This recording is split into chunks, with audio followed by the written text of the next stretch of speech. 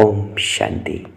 आज आध्यात्मिक चिंतन भाग 21 में हम सभी चर्चा करेंगे राजयोग मेडिटेशन की, यथार्थ विधि से सिद्धि प्राप्त करने की सहज विधि।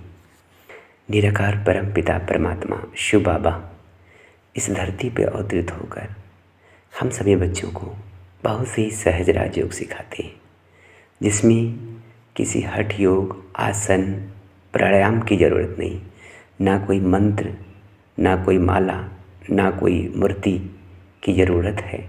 बस प्रेम वो मंत्र है, वो माला है, वो मूर्ति है, जिसमें परम प्रिय परम पिता परमात्मा शिव बाबा, जो हम सभी आत्माओं की तरह भी, वो भी बहुत ही प्यारा है। अगर हम आत्मा स्टार है तो हमारा जो पिता है वो सुपर स्टार है, यानी वो भी एक बिंदु है। जैसे हमारे जो आत्मा जो है, रात में जो तारा चमकती है उस तारे की मिसाल है, वैसे परमात्मा भी एक स्टार है, लेकिन सुपर स्टार है। एक सोचने की बात है। तो परमात्मा कहते हैं बच्चे योग बहुत सहज है, और इस योग से गीता में भी वर्णित है कि हे अर्जुन, मैं तुमको राजाओं का राजा बनाता हूँ इस राजयोग से। तो राजयोग बहुत सहज है। तो यथार्थ विधि नहीं होने के कारण आज संसार में बहुत विदेशी योग सीखने के लिए आते हैं, लेकिन उन्हें योग के नाम पर कोई प्राणायाम, आसन सिखा देते हैं। लेकिन भगवान ने तो बहुत सहज बताया कि अपने को आत्मा समझ के मुझ परम पिता परमात्मा को याद करो, मना प्यार करो। आप बताइए, किसी प्रेमिका को, किसी प्रेमी को याद करने के लिए क्या कोई मंत्र पढ़ना पड़ता है, माला जपना पड़ता है, कोई चित्र रखना पड़ता है, कोई गीत बजाना पड़ता है? नहीं ना। वो कहीं चलते फिरते, उठते बैठते अपने प्रीतम के याद में मगन होते हैं। संसार में भी जब एक प्रेमी है और प्रेमिका है, या एक पत्नी अपने पति को जब याद करती है, या एक बच्चे अपने पिता को याद करते हैं, तो क्या उनको सिखाना पड़ता है कि अपने पिता को कैसे याद करो? वैसे ही परम पिता परमात्मा शिव बाबा कहते हैं बच्चे, राजयोग भारत का अति प्राचीन राजयोग है, जिसमें कोई हठ, प्राणायाम, आसन की कोई ज़रूरत नहीं है, ना तो कोई मंत्र की ज़रूरत है, ना माला की ज़रूरत है। बस प्रेम रूपी मंत्र, वो मंत्र है जिसको कबीरदास ने भी कहा कि पोथी पढ़ पढ़ जगमुआ, पंडित भया ना कोई, 2.5 अक्षर प्रेम का, पढ़ा सो पंडित हो। वही प्रेम, परमात्मा से प्रीत, दिल का प्यार। अब आप कह सकते हैं कि प्यार करना कौन नहीं जानता है? ये तो हर एक को आदत है। एक से प्रेम किया, दूसरे से प्रेम जोड़ा, फिर तीसरे से जोड़ा। जैसे बचपन में बच्चों के साथ नाता रहता, बच्चों का बच्चों के साथ, फिर टीचर के साथ, फिर बच्चा बड़ा होता है तो फिर उसको शादी होती है तो पत्नी के साथ, फिर बच्चों के साथ। ऐसे एक से जोड़ा, एक को छोड़ा, दूसरे से जोड़ा, ऐसे नाता जुड़ता जाता है, बदलता रहता है। तो ये अभ्यास तो सबको है।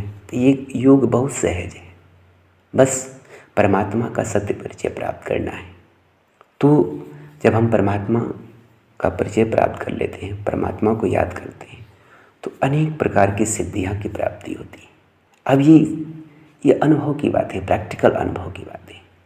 जैसे जैसे हम योग का अभ्यास करने लगते हैं तो हमारा मन वश में होने लगता है, मन की चंचलता खत्म हो जाती है। आज संसार की सबसे बड़ी समस्या यही है कि हर इंसान अपने चंचल मन से परेशान है, मन का गुलाम हो चुका है। लेकिन राजयोग का नित्य अभ्यास से, जो भगवान ने राजयोग सिखाया है, तो उस अभ्यास से हमारा मन सहज ही वश में हो जाता है, चंचलता नहीं करता। एक मन हमारा एक प्यारा सा बच्चा है। शास्त्रों में भी कहा गया है कि मन एक चंचल घोड़ा है। तो घोड़ा है तो बुद्धि क्या है? एक लगाम है।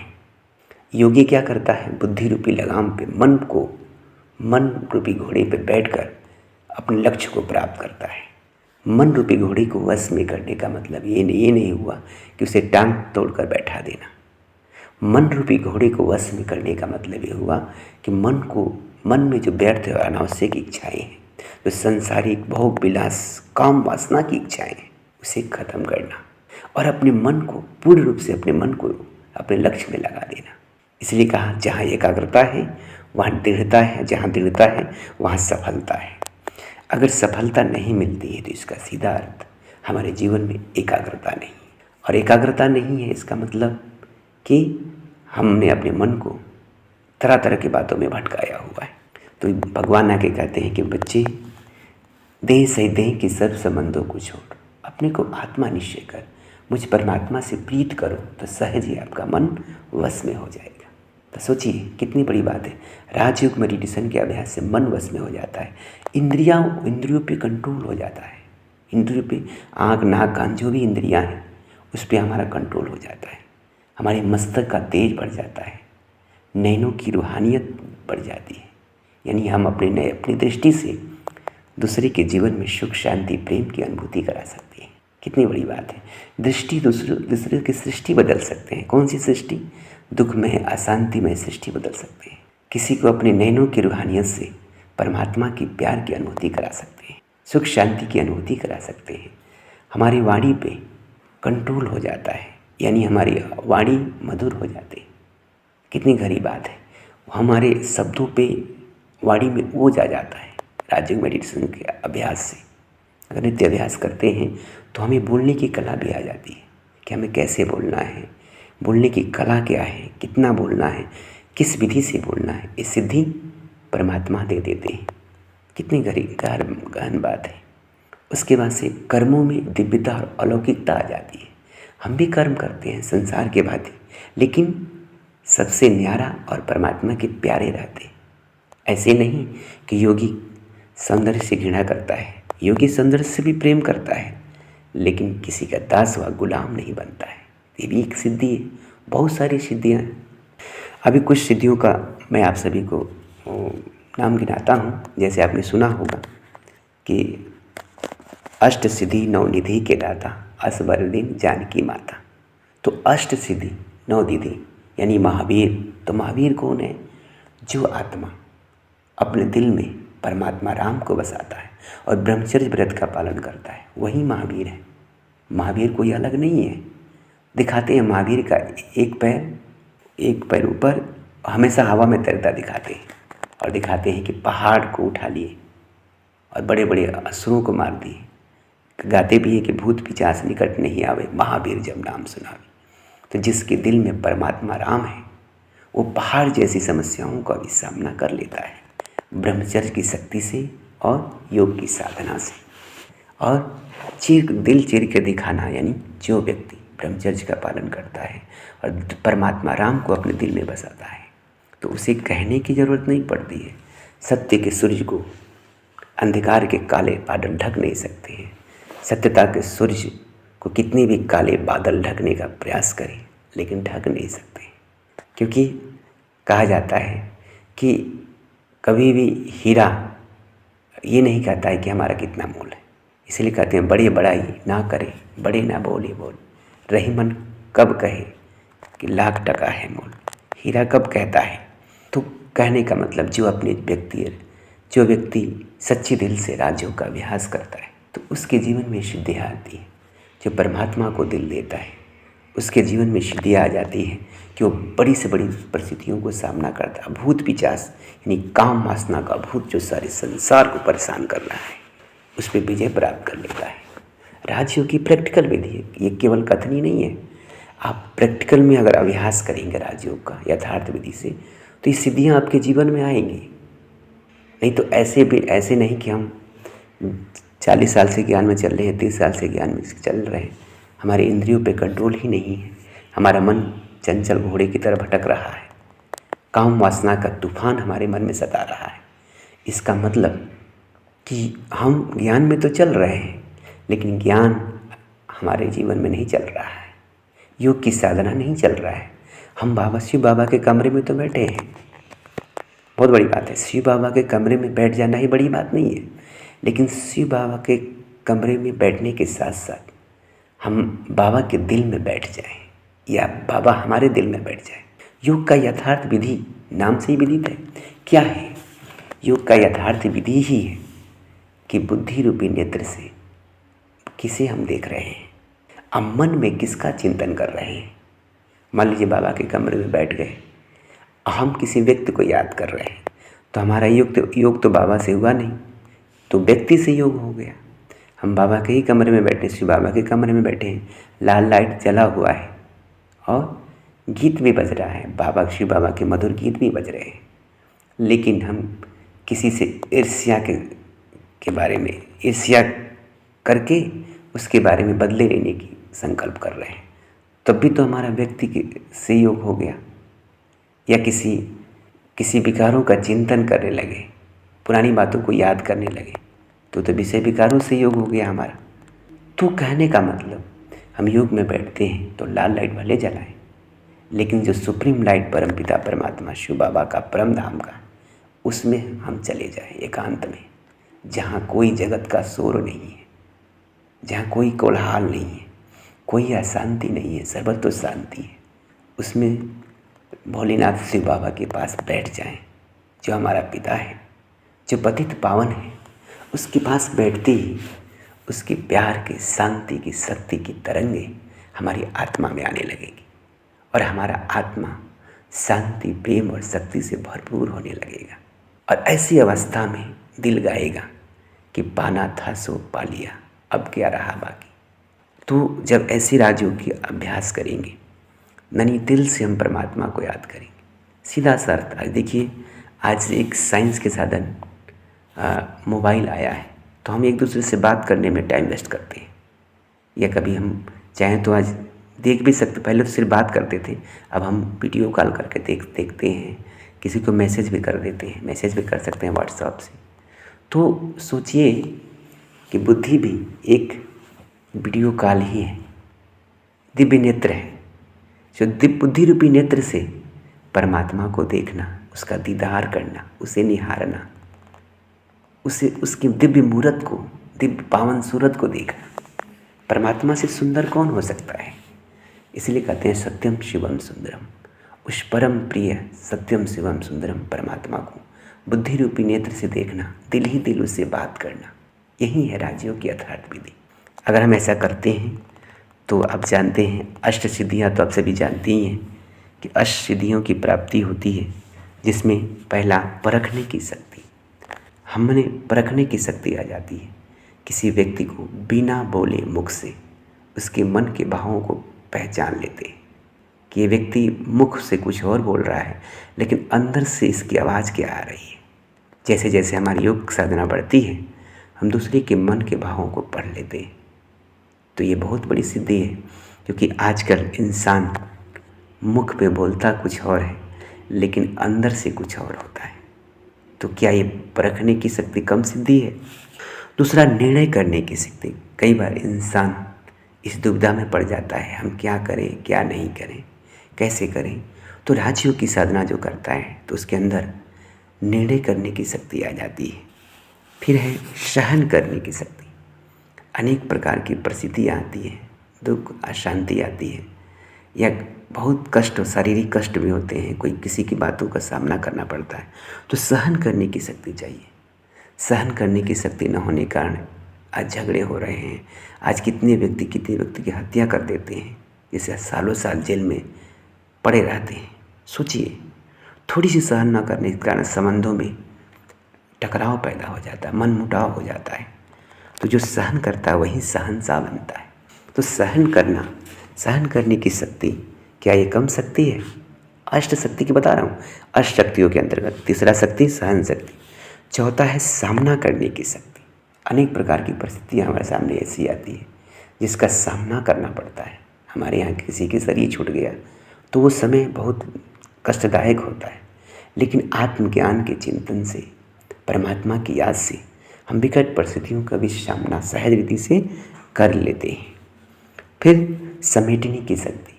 आज जैसे कछुआ चलता है, अपने 6 इंद्रियों को, एक मुख, दूसरा पूंछ और 4 पैर, जैसे देखता है कुछ आता है तो समेट लेता है, वैसे परमात्मा कहते हैं बच्चे इस संसार में भले विचरण करो, लेकिन जब देखो कि हमारी इंद्रियां कहीं बाहर विषय वासनाओं में भटकने वाली है तो वहाँ से समेट लो और एकांत में बैठकर मुझे याद करो, मुझे प्यार करो, राजयोग का अभ्यास करो। तो मैंने बताया कि इस राजयोग में कोई हठ योग आसन की ज़रूरत नहीं है, कोई मंत्र माला की ज़रूरत नहीं है। वो प्रेम ही माला है, प्रेम ही वो मंत्र है, प्रेम की वो झंकार ही परमात्मा के पास जाती है। बस दिल से प्यार होना चाहिए एक के प्रति, तो समेटने की शक्ति आ जाती है। फिर विस्तार को संकीर्ण करने की शक्ति प्राप्त होती है। विस्तार जितना हुआ है, चाहे इंद्रियों का विस्तार हो, चाहे संबंधों का विस्तार हो, अनेक प्रकार के विस्तार में इंसान भटका हुआ है। फिर सहयोग की शक्ति आ जाती है हमारे अंदर। सहयोग कैसे करें? हम एक दूसरे को सहयोग करते हैं। कल दिखाया ना कि सहयोग की शक्ति से कलयुगी गोवर्धन पहाड़ उठा लिए, गोवर्धन पहाड़ उठा लिया गया।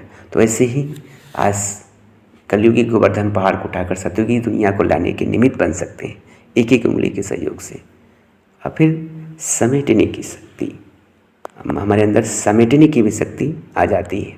हम अन्य बातों को समेट कर सदा तैयार रहते हैं और अपने परम धाम घर जाने के लिए, सतयुग में जाने के लिए रेडी रहते हैं। हम बिखरी हुई बुद्धि को भी समेट सकते हैं। ऐसे 8 शक्तियाँ प्राप्त होती हैं। और कहा जाता है 9 निधि। कुबेर जो है देवताओं के कोषाध्यक्ष कहे जाते हैं। ऐसा मान्यता है कि उनके 9 खजाने थे, जिसे हम पद्म, महापद्म, संग, मकर, कच्छप, मुकंद और कुंद, 7वां कुंद है, 8वां नील है, 9वां खर्ब है। फिर से दोहरा देते हैं, पहला पद्म है, दूसरा महापद्म है, शंख है, चौथा मकर है, 5वां कच्छप है, 6वां मुकंद है, 7वां कुंद है, 8वां नील है, 9वां खर्ब है। तो ये वास्तव में ये खजाने नहीं है, ये गणित की संख्या के अंक, अलग अलग संख्या अंक हैं। तो वास्तव में असली खजाना 9 निधि क्या है? जब राज्यों की साधना करते हैं तो कौन सी 9 निधि प्राप्त होती है?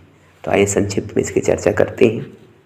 तो जब हम ईश्वरीय ज्ञान का चिंतन और राजयोग का अभ्यास करते हैं और ब्रह्मचर्य व्रत का पालना करते हैं तो 9 सिद्धियों की प्राप्ति होती है।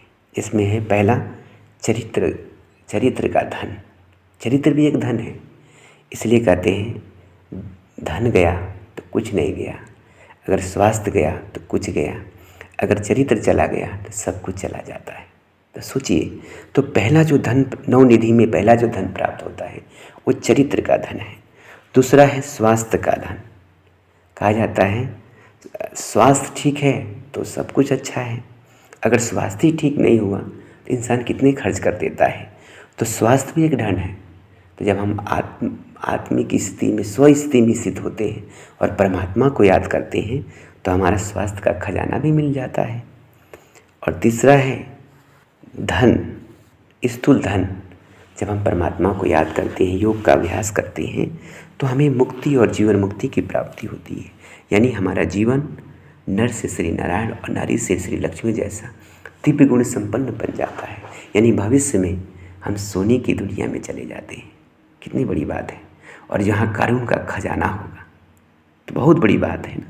तो ये स्थूल धन भी प्राप्त होते हैं। अकिचार होगा धनवा।